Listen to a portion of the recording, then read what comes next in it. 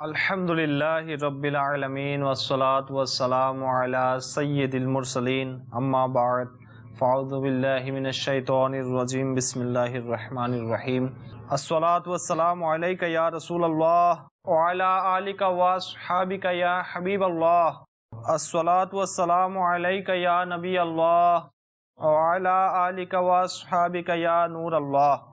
মোনাজাতে ইফতারে আপনাদেরকে স্বাগতম জানাচ্ছি। আসুন প্রথমে আমরা পবিত্র কোরআন থেকে তেলাওয়াত শুনে নিই। আউযু বিল্লাহি মিনাশ শাইতানির রাজীম। বিসমিল্লাহির রাহমানির রাহিম।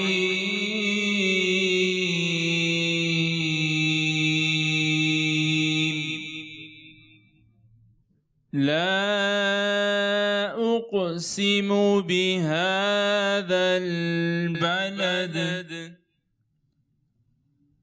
وأنت حل بهذا البلد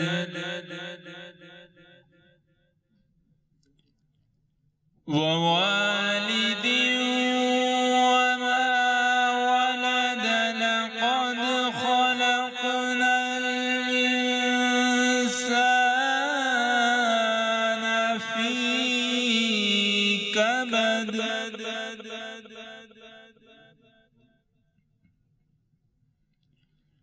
أيحسب أن لن يقدر عليه أحد يقول أهلكت مالا لبدا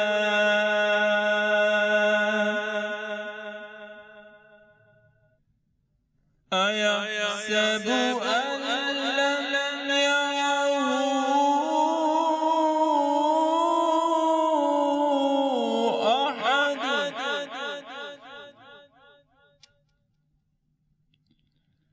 ألم نجعل له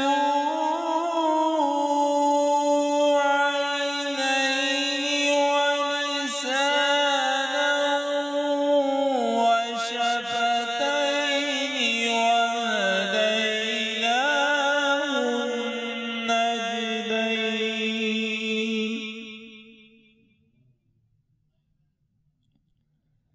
فلو اقتحم العقبة وما أدراك ما العقبة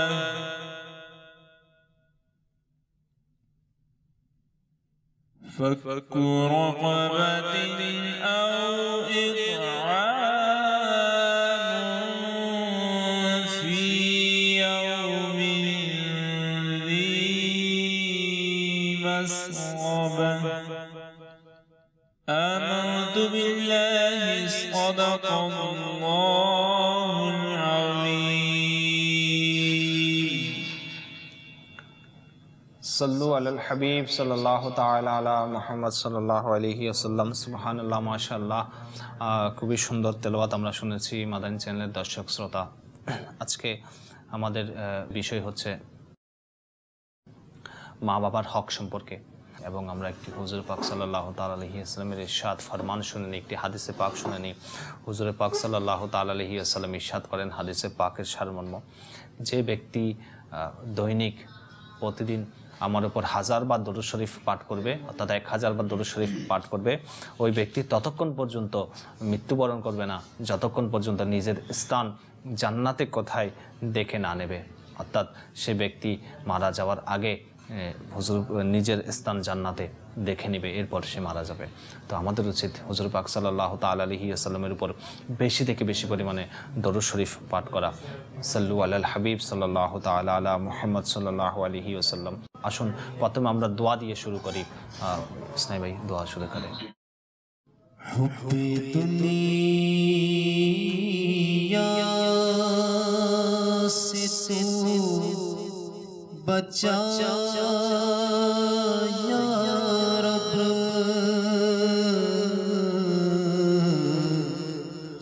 आशिके मुस्तफा मुस्तफा बनाना या रब आशिके मुस्तफा बनाना या रब आहत गुयानिया गुनाहों की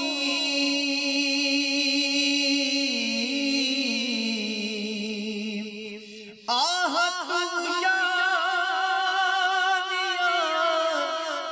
गुनाहों की पार नैया मेरी लगा या रब पार नैया मेरी लगा या रब करके तौबा में फिर गुनाहों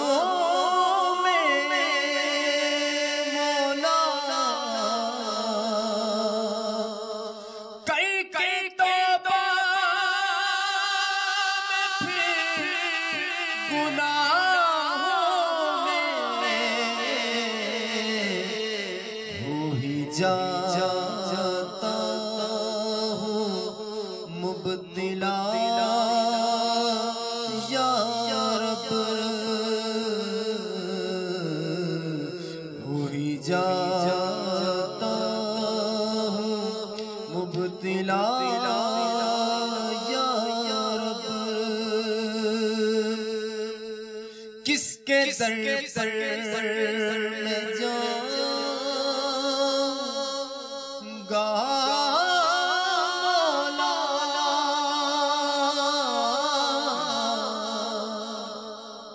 किसके दर पर मैं जाऊंगा मौला कर तू नाराज हो गया या रब हाय हुस्ने अमल नहीं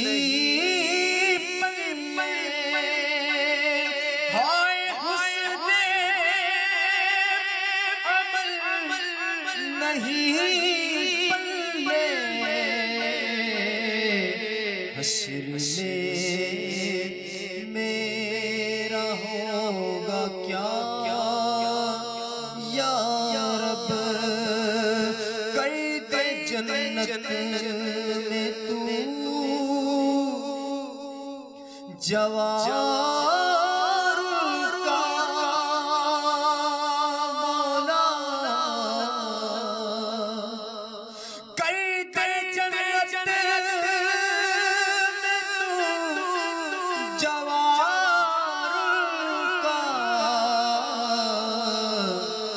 अपने अतार को अता या रब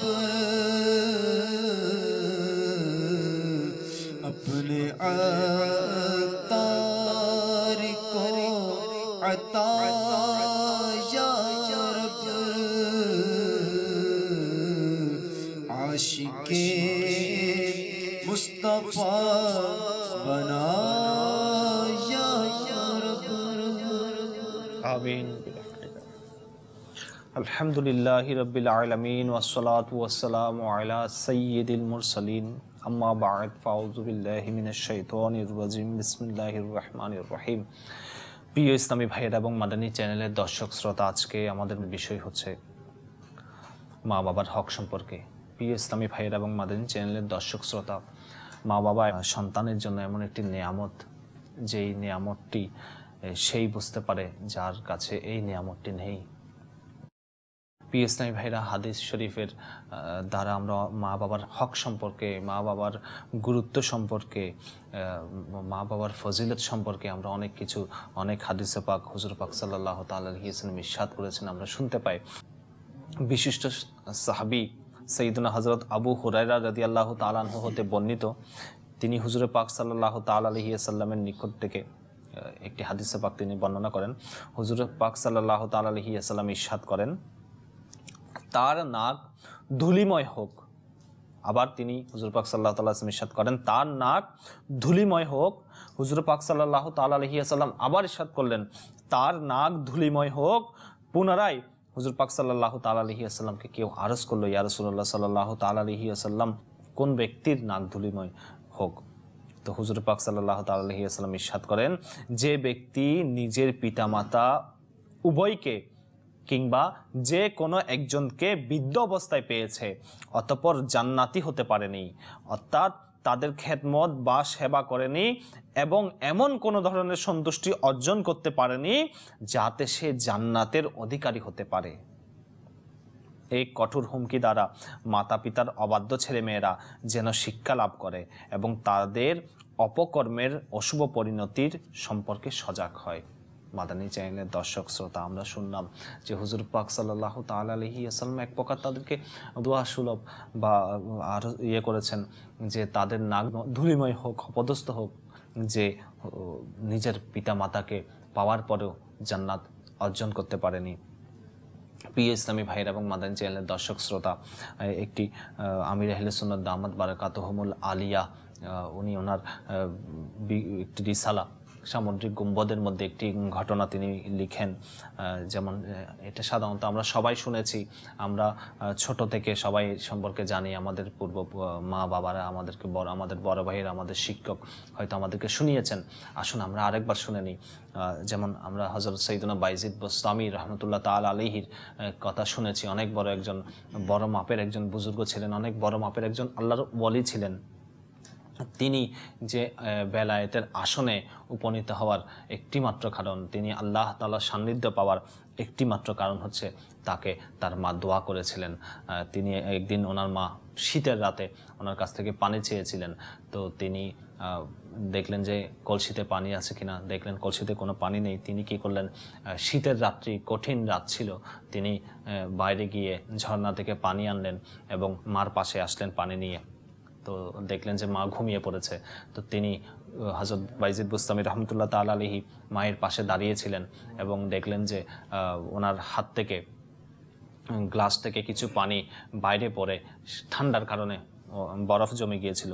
তো যখন মা জাগ্রত হলো, মাকে পানি পেশ করলো। তো মা যখন বাইজিদ বুস্তামি রহমতুল্লাহ তাআলা আলাইহির হাত থেকে গ্লাসটি নিলেন, তো বরফের কারণে লেগে থাকা ওনার হাতের চামড়া গ্লাসের সাথে লেগে কিছু চামড়া উঠে গেল। তো এখান থেকে রক্ত বের হতে লাগলো। মা বললেন, বাবা তোমার কি হয়েছে? তো বাইজিদ বুস্তামি রহমতুল্লাহ আলাইহি সব কিছু আরজ করলেন, বললেন। তো মা তার জন্য দোয়া করলেন। প্রিয় ইসলামী ভাইয়ের এবং মাদানী চ্যানেলের দর্শক শ্রোতা, মনোযোগ দিয়ে শুনুন, অন্তরের কান লাগিয়ে শুনুন যে বাইজিদ বুস্তামি রহমতুল্লাহ তাআলা আলাইহির আম্মি জান ওনার জন্য দোয়া করেছেন, হে আল্লাহ, আমি আমার বাইজিদের উপরে রাজি হয়েছি, হে আল্লাহ তুমিও রাজি হয়ে যাও। এরপরে আল্লাহ তাআলা হযরত বাইজিদ বুস্তামি রহমতুল্লাহ তাআলা আলাইহিকে এমন মর্যাদা দান করলেন যে তাকে সুলতানুল আরিফিন বলা হতো। আরিফ বলা হয় যারা আল্লাহ তাআলার গোপন তত্ত্বজ্ঞান সম্পর্কে যারা জানেন, আল্লাহ তাআলার নৈকট্য যারা অর্জন করেছেন তাদেরকে বলা হয় আরিফ। যারা আল্লাহ তাআলার গোপন তত্ত্ব কথাগুলো, যারা সাধারণ মানুষ যে কথাগুলো জানে না, তো তাদেরকে বলা হয় আরিফ। তো আরিফ সুলতানুল আরিফিন বলা হয়, অর্থাৎ আরিফ যারা রয়েছে তাদের সুলতান বানিয়ে দেওয়া হয়েছিল। তো হযরত বাইজিদ বুস্তামি রহমতুল্লাহ তাআলা আলাইহি অনেক বড় একজন মাপের ওয়ালি বুজুর্গ। শুধুমাত্র মায়ের দোয়ার কারণে তিনি আল্লাহ তাআলার সন্তুষ্টি অর্জন করতে পেরেছেন।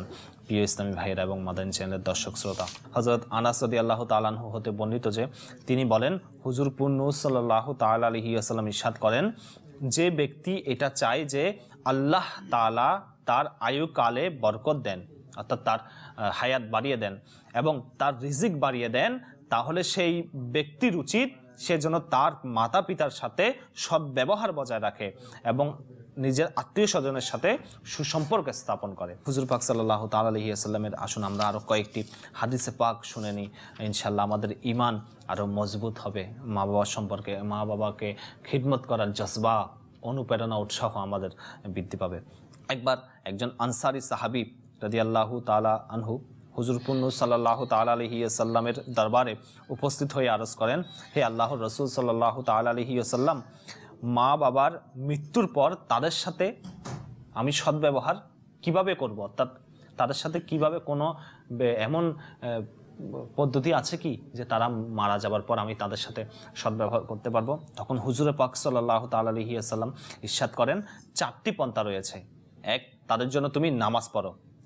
2, তাদের জন্য দোয়া করা ও ক্ষমা প্রার্থনা করা, এবং তাদের মৃত্যুর পর তাদের প্রতিশ্রুত ওসিয়ত, তারা যে ওসিয়ত করেছেন সেই ওসিয়ত কার্যকর করা, এবং তাদের বন্ধু মহলের প্রতি শ্রদ্ধা ও সম্মান প্রদর্শন করা। শুধুমাত্র তাদের পক্ষ হতে যারা আত্মীয় হিসেবে মনোনীত তাদের সাথে সদ্ব্যবহার বজায় রাখা, তাদের মৃত্যুর পরও তাদের সাথে সদ্ভাব বহাল রাখা।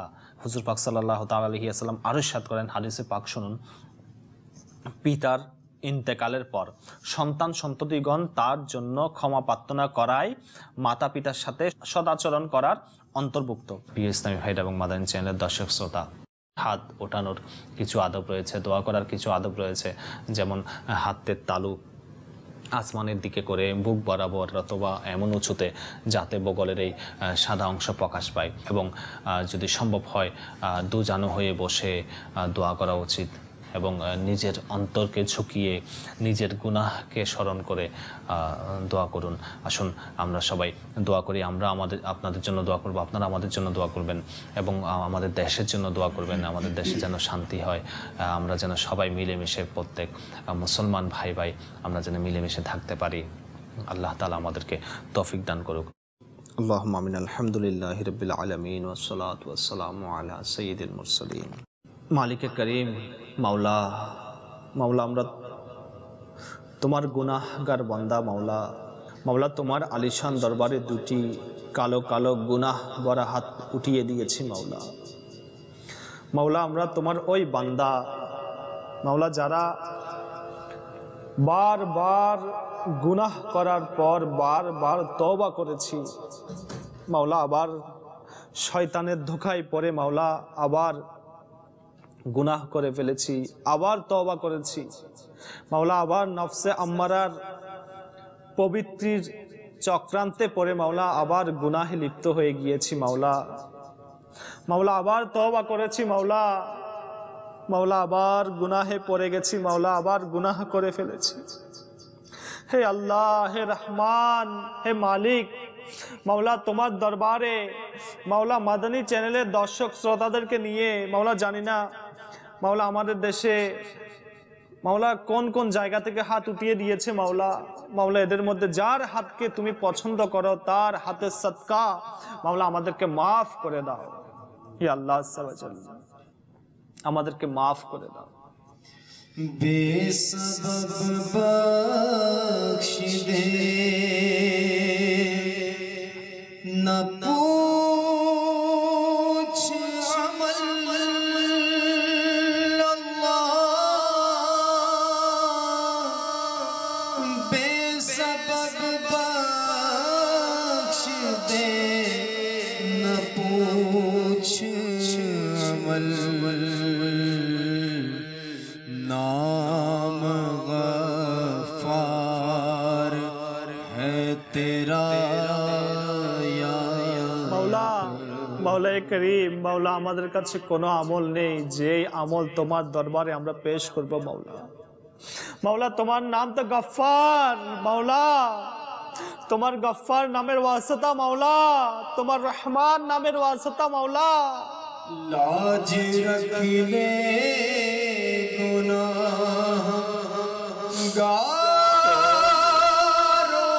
की अल्लाह, लाज रख ले गुनाहगारों की,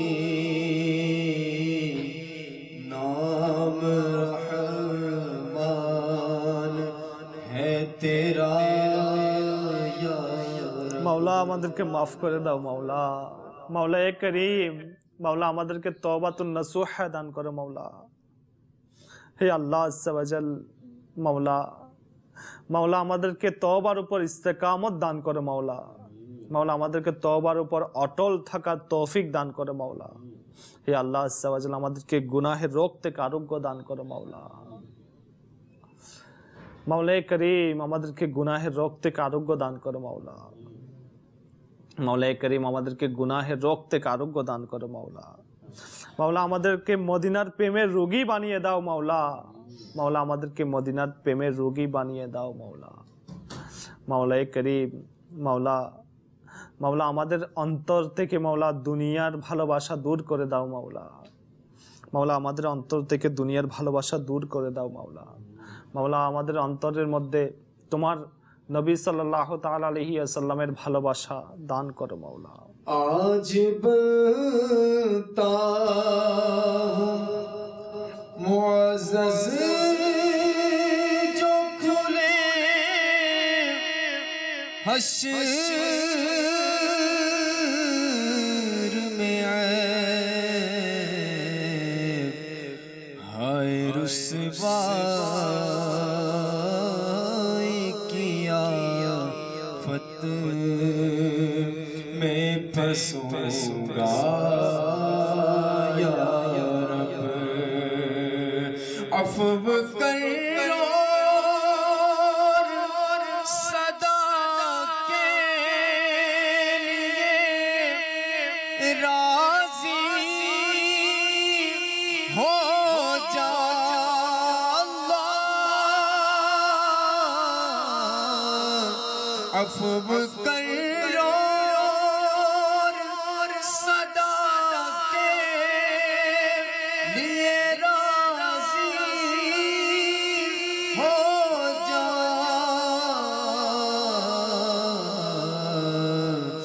ये करम कर दे तो जन्नत मेरा रहूंगा या रब।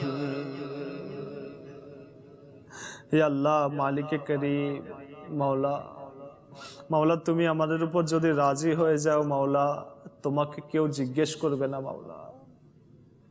মাওলা তোমাকে কেউ জিজ্ঞাসা করার নেই মাওলা। তুমি যদি আমাদের উপর রাজি হয়ে যাও মাওলা, তোমার নবী খুশি হয়ে যাবে মাওলা। মাওলা করিম তুমি আমাদের উপর রাজি হয়ে যাও মাওলা। মাওলা আমাদের উপর এমন রাজি হয়ে যাও মাওলা যেন আর কখনো নারাজ না হও মাওলা। মাওলা করিম আমাদের উপর রাজি হয়ে যাও মাওলা। তোমার নবীর ওয়াসিতা, তোমার নবী সাল্লাল্লাহু তাআলা আলাইহি ওয়াসাল্লামের মর্যাদার ওয়াসিতা মাওলা।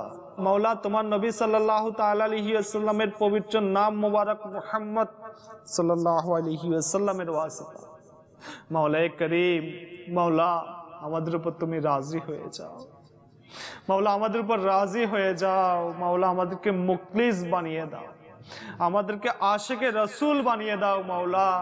মাওলা করিম যেই পথে তোমার নবী সাল্লাল্লাহু তাআলা আলাইহি ওয়াসাল্লাম চলতে আমাদেরকে নির্দেশ দিয়েছে, তুমি নির্দেশ দিয়েছো, যেই পথে তোমার নবী সাল্লাল্লাহু তাআলা আলাইহি ওয়াসাল্লাম চলেছে, তোমার নবী সাল্লাল্লাহু তাআলা আলাইহি ওয়াসাল্লামের সাহাবায়ে কিরাম চলেছে মাওলা, সেই পথে আমাদেরকে চলার তৌফিক দান করো। मेरे न खोल महशर में अल्लाह, ऐब मेरे न खोल महशर में, नाम सत्तार है तेरा या रब, नाम सत्तार है तेरा या रब। गुनाहगार हूँ मैं लाइके जहन्नम हूँ,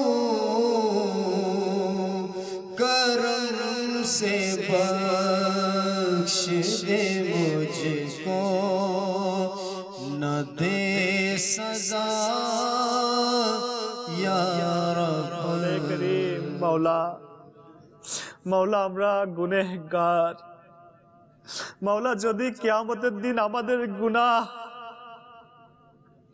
मौला আমাদের আমলনামা খোলা হয় मौला আমাদের গুনাহগুলো যদি প্রকাশিত হয়ে যায় मौला मौला আজ যারা আমাদেরকে সম্মান করছে मौला তারা আমাদেরকে দেখে কি বলবে मौला मौला আমাদের গুনাহ যদি मौला मौला তোমার নবী যদি দেখে मौला আমরা